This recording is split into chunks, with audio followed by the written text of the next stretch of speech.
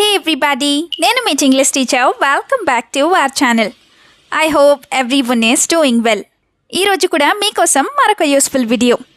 ఈ వీడియోలో అయితే మనం ఆఫీస్ రిలేటెడ్ సెంటెన్సెస్ లేదా వర్క్ రిలేటెడ్ సెంటెన్సెస్ని ఇంగ్లీష్లో ఈజీగా ఏ విధంగా చెప్పాలో క్లియర్గా కొన్ని ఎగ్జాంపుల్స్తో చూసేద్దాం. సో మీరైతే వీడియోని చివరి వరకు చూడడానికి ట్రై చేయండి. ఈ వీడియో కనుక మీకు యూస్ఫుల్గా అనిపిస్తే మర్చిపోకుండా ఒక లైక్ చేయండి. అలాగే ఇలాంటి మరిన్ని యూస్ఫుల్ వీడియోస్ కోసం తప్పకుండా ఇంగ్లీష్ టీచర్ని సబ్స్క్రైబ్ చేసుకోండి. ఇప్పుడైతే ప్రీవియస్ వీడియోలో నేను మిమ్మల్ని 2 క్వశ్చన్స్ అయితే అడిగాను కదా, వాటి యొక్క ఆన్సర్స్ని చూసేద్దాం. ఫస్ట్ వన్ ఈజ్, ఈ పిక్చర్లో కనిపిస్తున్నవి వాము ఆకులు. అయితే వామాకులని మనం ఇంగ్లీష్లో అజ్వైన్ లీవ్స్ ఈ విధంగా చెప్తాం. అజ్వైన్ అంటే వాము అని. Now the second sentence is, వీటిని ఎవరు ఇక్కడ ఇలా పెట్టింది లేదా ఇలా పెట్టారు. ఈ సెంటెన్స్ని ఇంగ్లీష్లో who put these here like this ఈ విధంగా అడుగుతాం. ఇప్పుడైతే మీకోసం ఈ వీడియోలో 2 క్వశ్చన్స్ అయితే ఉంటాయి కదా. వాటిలో ఫస్ట్ వన్ ఈజ్ సిగ్గుపడకు లేదా నువ్వు సిగ్గుపడకు ఇలా అంటూ ఉంటారు కదా. అయితే దీన్ని ఇంగ్లీష్లో ఏ విధంగా చెప్తాం? What do we call this in English? Let me know in the comments.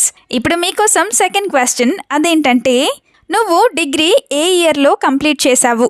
ఈ సెంటెన్స్ని మీరు ఇంగ్లీష్లో ఎలా అడుగుతారో మర్చిపోకుండా కామెంట్ సెక్షన్లో కామెంట్ చేయండి. ఇదే విధంగా మీ సపోర్ట్ని ఎప్పుడూ కూడా మీ లైక్స్ అండ్ కామెంట్స్ ద్వారా తెలియజేస్తూనే ఉండండి. ఇప్పుడైతే లేట్ చేయకుండా మనం వీడియోని స్టార్ట్ చేసేద్దాం. Let's get started. First sentence is, నేను ఆ ప్రాజెక్ట్లో లేను. ఎవరైనా ప్రాజెక్ట్ రిలేటెడ్గా క్వశ్చన్స్ అడిగినప్పుడు ఇలా అంటూ ఉంటారు కదా. సో దీన్ని ఇంగ్లీష్లో I am not in that project ఈ విధంగా చెప్తాం. Now the first example is, I am not in that project so I don't know much about it. Or I am not in that project so I don't know much about that project. అంటే నేను ఆ ప్రాజెక్ట్లో లేను, అందుకే నాకు ఆ project గురించి అంతగా తెలీదు అని. Now the example number 2 is, if you want to find out about it I will give you my friends phone number. Or, if you want to find out about that project, I will give you my friend's phone number. అంటే నువ్వు గనక ఆ project గురించి తెలుసుకోవాలి లేదా కనుక్కోవాలి అనుకుంటే గనక నేను మా ఫ్రెండ్ ఫోన్ నెంబర్ని నీకు ఇస్తాను అని.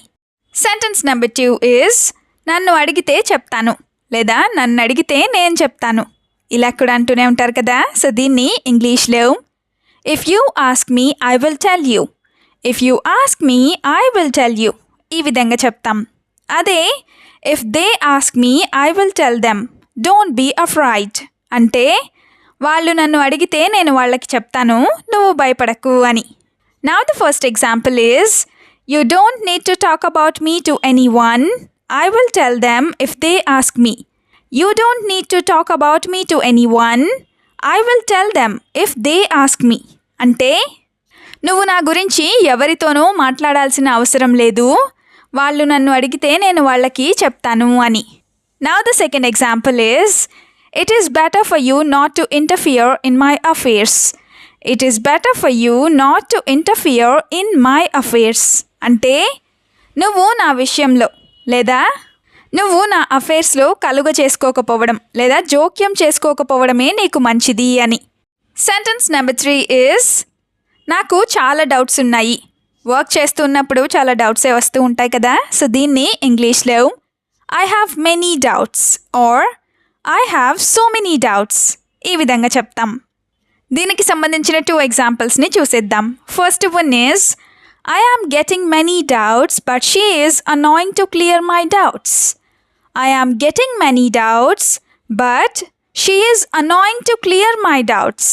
అంటే నాకు చాలా డౌట్లు లేదా చాలా అనుమానాలు వస్తున్నాయి లేదా చాలా సందేహాలు వస్తున్నాయి, కానీ ఆమె నా డౌట్స్ని క్లియర్ చేయడానికి చిరాకు పడుతోంది అని. Now the second example is, I don't know who to ask because of her frustration. I don't know who to ask because of her frustration.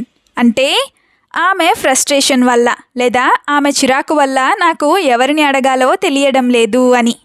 Sentence number 4 is, ఈ జాబ్ నా వల్ల కాదు లేదా ఈ జాబ్ చేయడం నా వల్ల కాదు ఇలా కూడా అనుకుంటూనే ఉంటారు కదా. సో దీన్ని ఇంగ్లీష్లో this job is not for me. This job is not for me. ఈ విధంగా చెప్తాం. అంటే ఈ జాబ్ నా కోసం కాదు, అంటే ఈ జాబ్ని నేను చేయలేను అని. Now the first example is I will quit this useless job and find another job. I will quit this useless job and find another job. అంటే నేను ఈ పనికిరాని ఉద్యోగాన్ని మానేస్తాను, అలాగే ఇంకొక ఉద్యోగం లేదా ఇంకొక జాబ్ వెతుక్కుంటాను అని. Now the second example is they are using me for their own profit. That's why I don't like the job at all.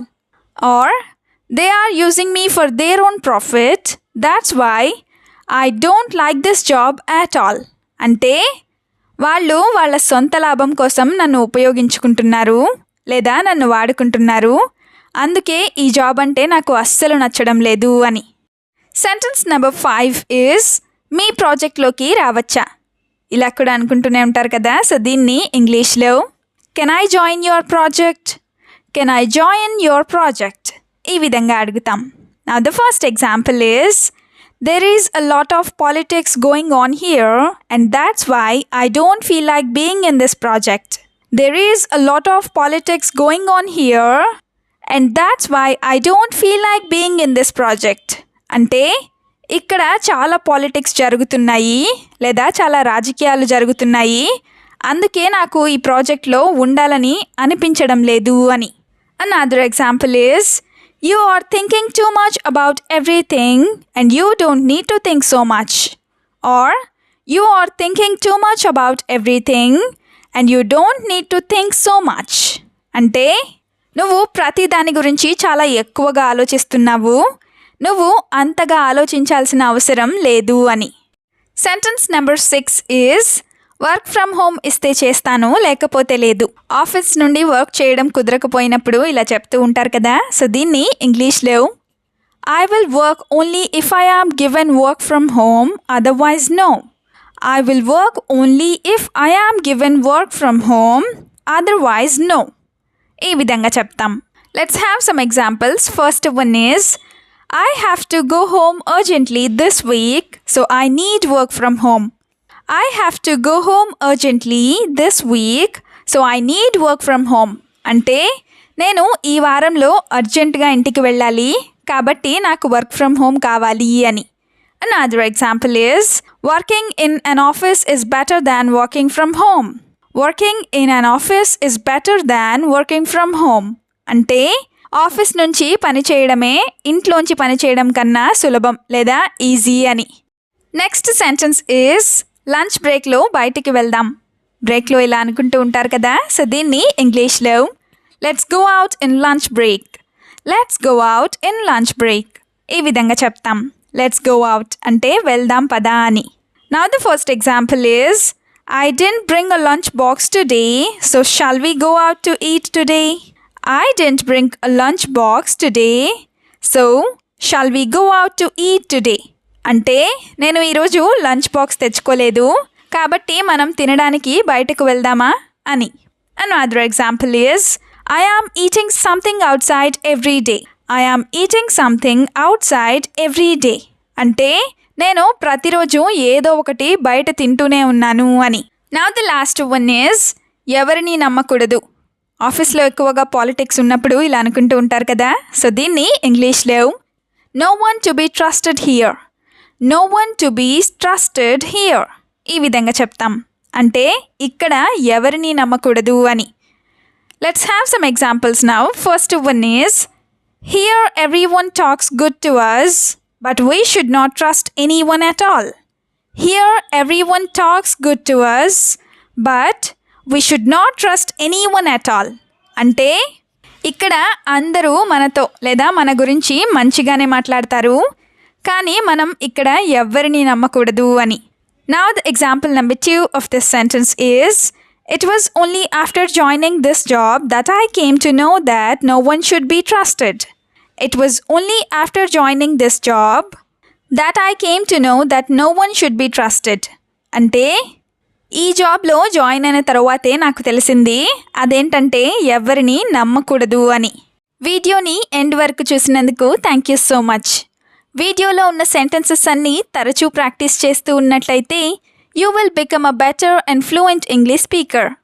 ఈ వీడియో మీకు ఏ విధంగా అనిపించిందో మీ ఫీడ్బ్యాక్ని మాత్రం తప్పనిసరిగా కామెంట్ సెక్షన్లో కామెంట్ చేసి చెప్పండి. We'll meet you again with a useful and interesting video. Until then, keep learning, keep practicing and keep supporting Tinglish Teacher. Have a good day. Bye-bye.